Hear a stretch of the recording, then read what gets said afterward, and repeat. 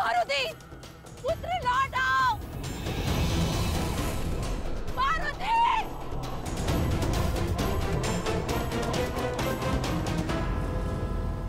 उस दिन ग्रहण अमावस्या थी। यहाँ बालक मारुति ने सूर्य की ओर उड़ान भरी और वहां सूर्य को ग्रहण लगाने के लिए दुष्ट राहु ने उसे रोकने का प्रयास किया।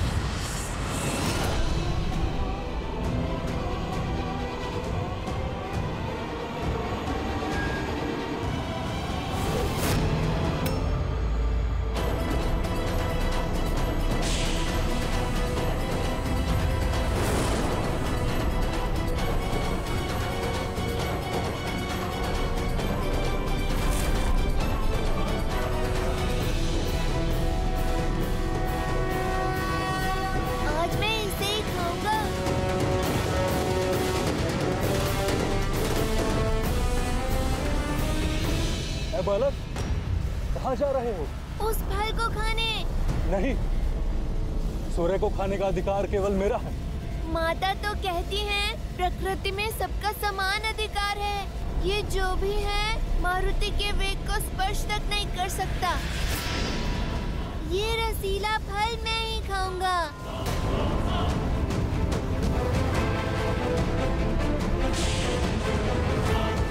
मूर्ख बालक, रुक जाओ। राहु का आदेश टालने का दुस्साहस मत करना। नियति का लेख है, आज सूर्य को निकलकर ग्रहण लगाना है मुझे। तुम्हारी हट मुझे रोक नहीं पाएगी। बंधु, मेरी भूख आपकी नियति से अधिक बलवान है। अपने भोजन के बीच में वानर किसी को नहीं आने देते।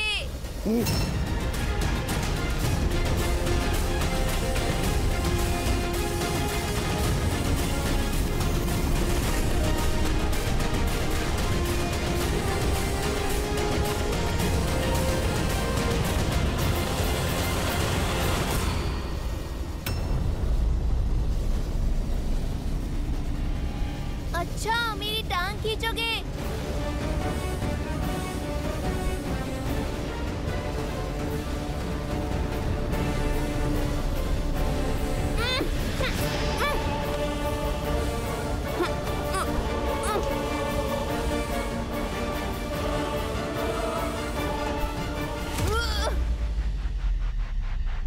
मेरा फल छीनने आया था।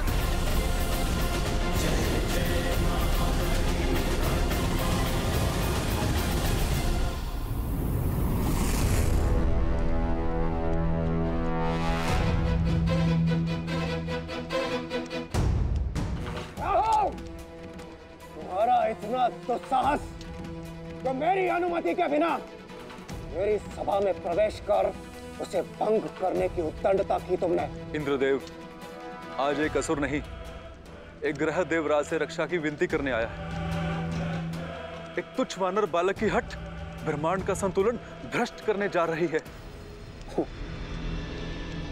एक तुच्छ वानर बालक, कहीं तुम मेरे साथ वो बात तो नहीं कर रहे? सत्य कह रहा हूं देवराज, विलक्षण बल है उसमें। सूर्य को निगलने चला है। महाबली है वो, जिसने एक प्रहार में मुझे यहां पटक दिया। शिव का अंश है, इसलिए मौन नहीं बैठ सकते देवराज। अमृत मंथन के समय सूर्य को ग्रसित करने का अधिकार केवल मुझे दिया गया। आज सृष्टि का नियम टूटा तो देवराज की गरिमा भंग होगी।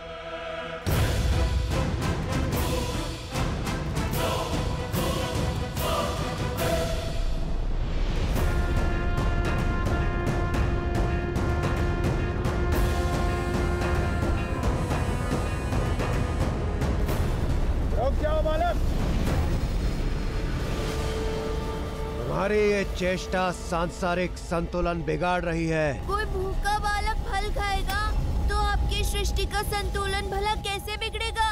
उद्दंडी बालक, तुम्हारा इतना दुस्साहस कि तुम देवताओं के राजा के साथ तर्क वितर्क कर रहे हो।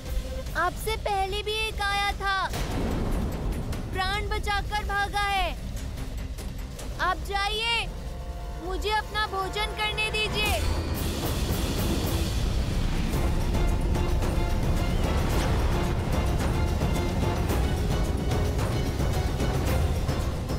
रुक जाओ मूर्ख!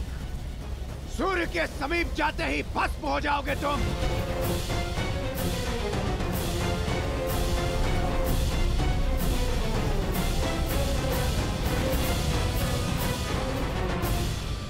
बहुत सी बाधाएं लांघकर मैं यहाँ तक पहुँचा हूँ। अब मैं पीछे नहीं हटूंगा। पर इतना बड़ा फल खाऊं कैसे?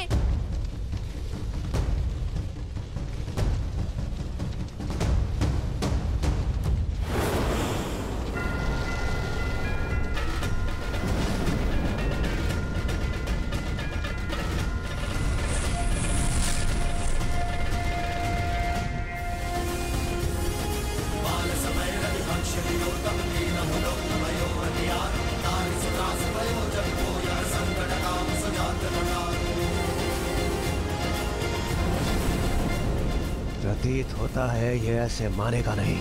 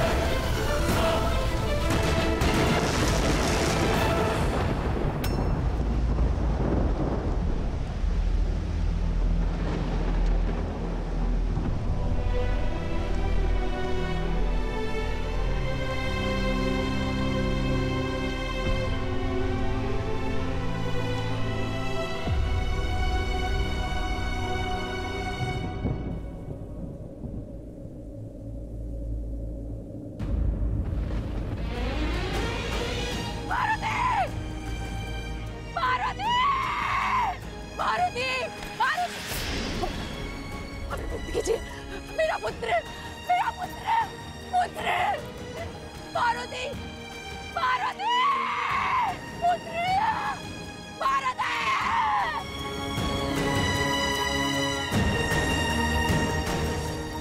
पुत्र, उठा पुत्र, पुत्र उठो। मारुति आंखें खोलो पुत्र, निद्रा से जागो पुत्र।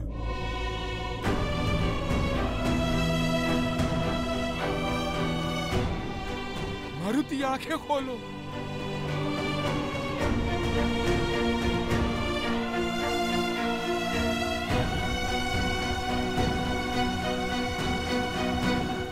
तो क्या मारुति की मृत्यु हो गई?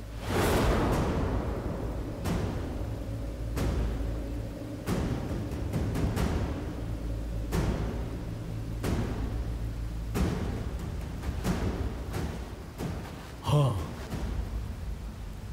क्योंकि वज्र को तो पवन देव भी नहीं सह सकते, तो पवन पुत्र कैसे सहता? मारुति वज्र का प्रहार नहीं सह पाया और वायुदेव इस सत्य को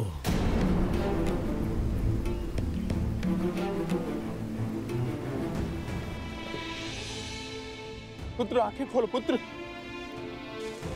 पुत्र आंखें खोलो पुत्र।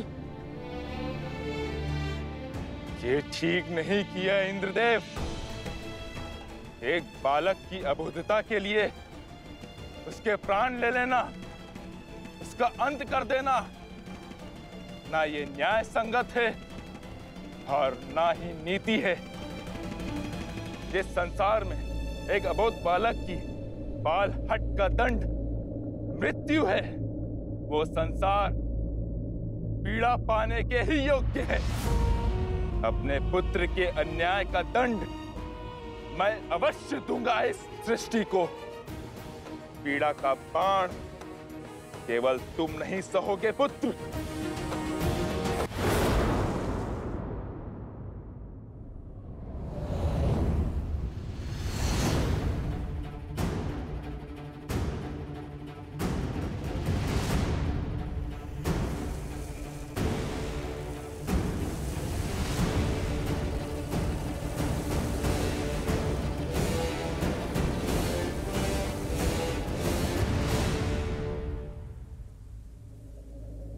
मारुति,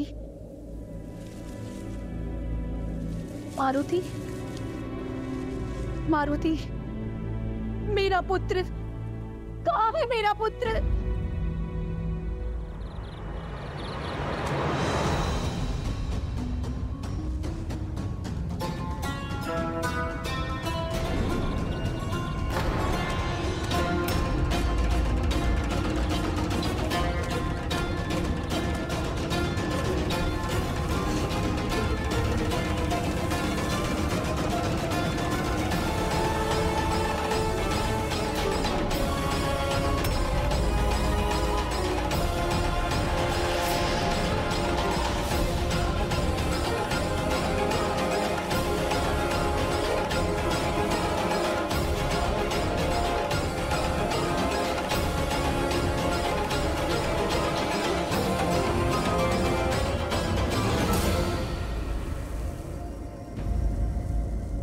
मेरी पीड़ा ने संसार के अनगिनत जीवों के प्राणों पर संकट ला दिया है, परंतु जब तक ये संकट समाप्त नहीं होता, मेरा मारुति पुनः श्वास नहीं लेता, तब तक मैं किसी को भी श्वास नहीं लेने दूंगा।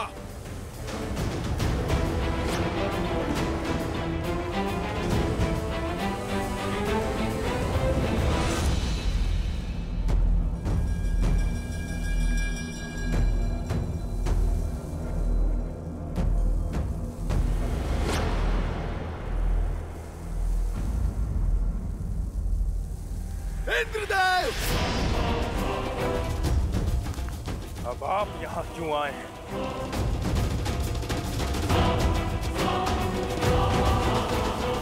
अपने क्रोध को नियंत्रित कीजिए वायुदेव, और ऐसा अनर्थ मत कीजिए।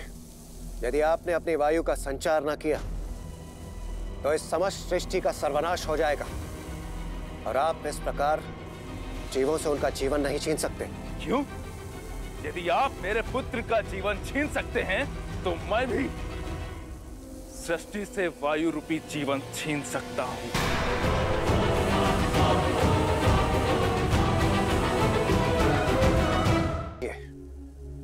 उस समय मेरे सम्मुख मारुति को रोकने के अतिरिक्त कोई और विकल्प शेष नहीं था। विकल्प तो मेरे पास भी नहीं है।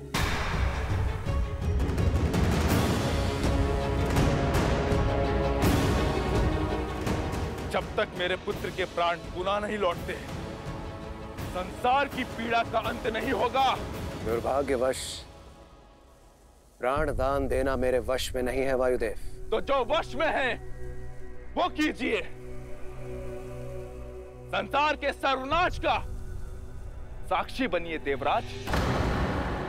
वायुदेव, यदि आप न माने तो शीघ्र ही पृथ्वी से जल समाप्त हो जाएगा। भूलोक यमलोक बन जाएगा। हमारा कर्म, हमारा उद्देश्य, हमारा अस्तित्व सब समाप्त हो जाएगा। अपनी क्रोधाग्नि में इस संसार को जलाकर ध्वस्त मत कीजिए वायुदेव। एक बार उन निर्दोष जीवों की पीड़ा को, उनकी पुकार को सुनने का प्रयास कीजिए। क्या उन जीवों ने सुनी थी मेरे पुत्र की करुण पुकार?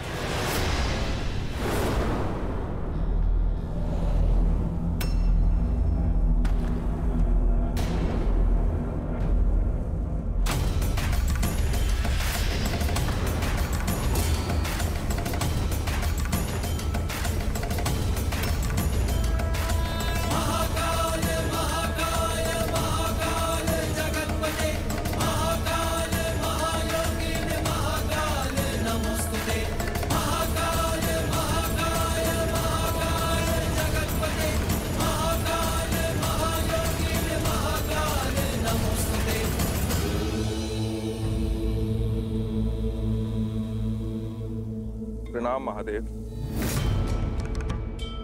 प्रणाम महादेव।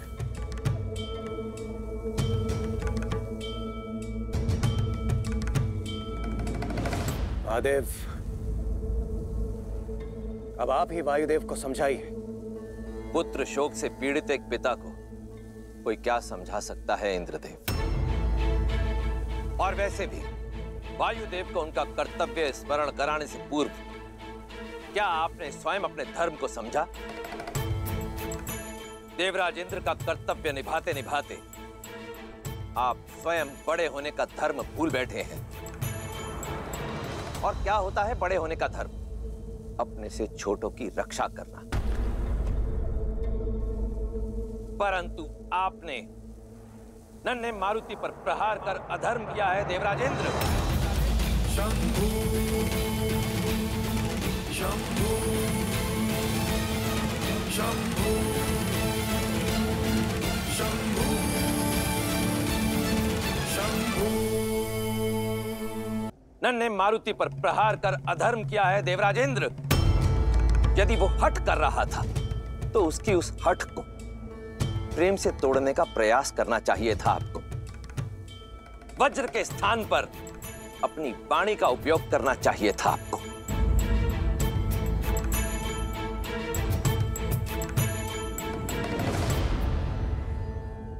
मुझसे बहुत बड़ी भूल हुई है महादेव, जो मेरे हाथों यह अनर्थ हुआ। मुझे क्षमा कर दीजिए महादेव।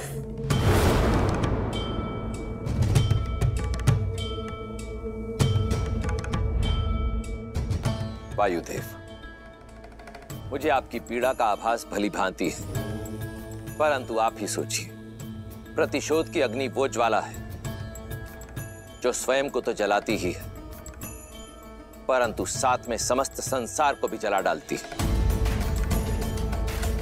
यह हमारी सोच को फूंकती है, उसके पश्चात हमारे धर्म को, और फिर बारी आती है हमारी करुणा और दया की।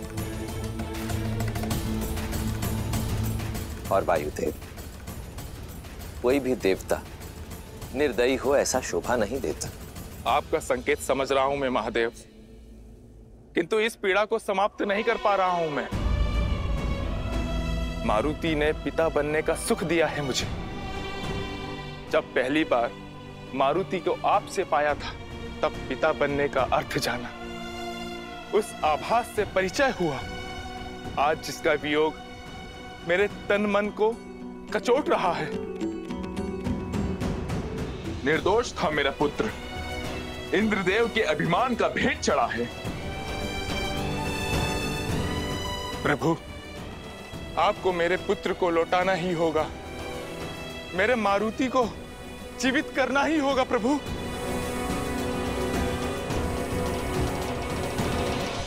ये श्वास की डोर है वायुदेव, जो एक बार टूट जाए तो पुनः जुड़ती नहीं है। परंतु मारुति का जन्म जीवन और मृत्यु के जाल से कहीं अधिक ऊंचा है, इसलिए इसे तो लौटना ही होगा।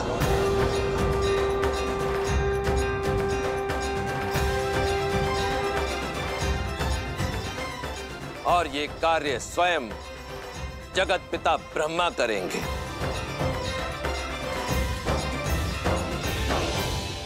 हे ब्रह्मदेव, मैं महादेव आपका आह्वान करता हूं, कृपया प्रकट हो।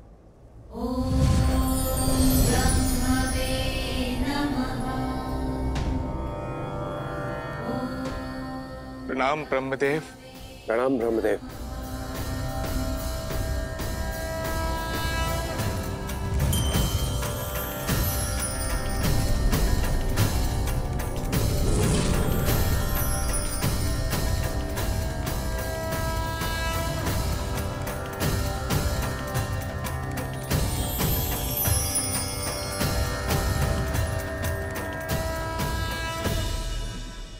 मारुति